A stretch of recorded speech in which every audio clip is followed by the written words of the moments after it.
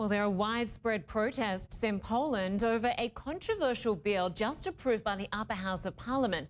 Now, it gives the government the power to force out all Supreme Court justices and replace them. Critics say it undermines Poland's judicial independence.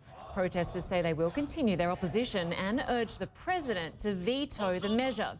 Well, our Muhammad Lila has been tracking the story and joins us now live from the presidential palace in Warsaw.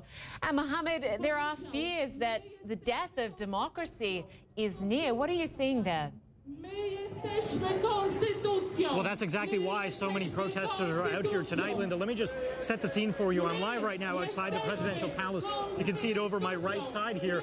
Just beyond this crowd, there's a row of police officers that are guarding the palace. And if you want to see why they're guarding the palace, we can pull out and show you the full scene. There are at least 1,000 protesters here. Those numbers have been growing throughout the evening. In fact, this is just one of 3 protests that are taking place in Warsaw, others scheduled across the country.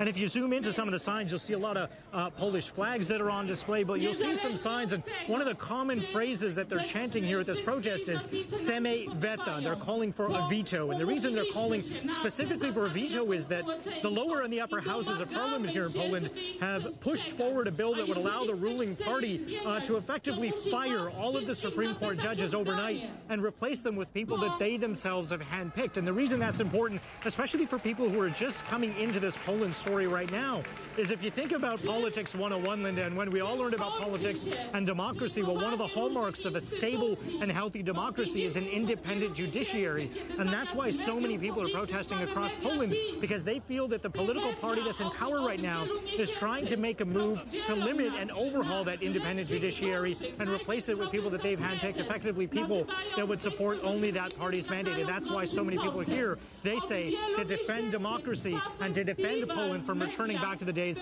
of authoritarian rule that were only about 30 years ago. And Mohammed, the Prime Minister there is trying to defend this move. What sort of case is he making?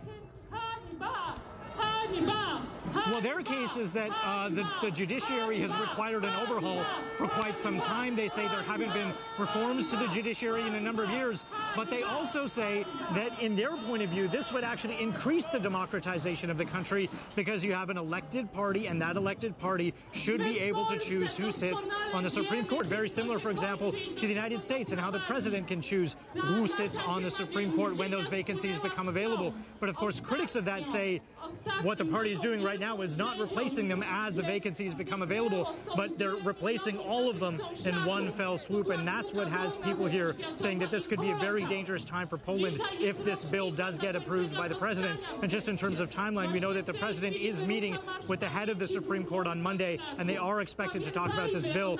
And the president will have 21 days where he'll have that window to sign that bill of legislation or to reverse it. So I think the next few days are going to be key to see which way this country goes.